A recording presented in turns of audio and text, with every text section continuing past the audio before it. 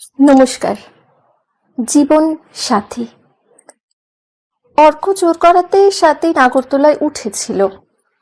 অর্ক বারবার বলেছিল, ভয় কিসের, আমি আছি তো, তুমি শুধু আমার হাতটা শক্ত করে ধরে থাকবে, দেখবে তাহলেই আর ভয় করবে না।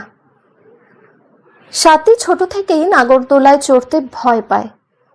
নাগরদোলা দেখলেই গা গোলায়, মাথা ঘোরে। শুধু অর্ক বলেছে বলেই আজ উঠেছে সে, কিন্তু নাগরদোলা ঘোরা শুরু করতেই সেই একই রকম ভয়ঙ্কর অভিজ্ঞতার মুখোমুখি হতে হলো তাকে। মনে মনে অভিমান হলো খুব।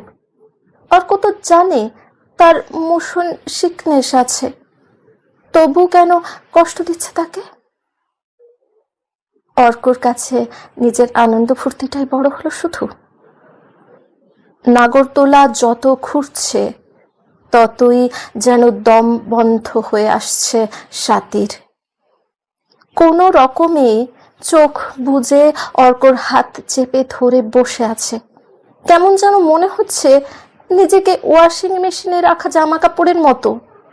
পাশে বসে থাকা অর্কের উল্লাস কানে আসছে বটে, তবে সেটাও যেন ক্ষীণ হয়ে আসছে আস্তে আস্তে। সারা শরীর ঘেমে গেল, গলা দিয়ে কোনো স্বর বের করার মতো শক্তিও নেই। সাথীর মনে হচ্ছে আর এক সেকেন্ডও এই নাগরদোলায় থাকলে মৃত্যু অনিবার্য। শেষ মুহূর্তে অর্কর হাতটা আরো শক্ত করে ধরতে চাইল সে, কিন্তু পারল না। হাত ফসকে নিচে পড়ে যেতে লাগলো সাথী। আর ঠিক তখনই একজন যেন নিজের জীবন বিপন্ন করে অনেকটা ঝুঁকে চেপে ধরল সাথীকে। এই সাথী, কি হয়েছে? ঘামছো কেন এত? ওঠো, ওঠো বলছি।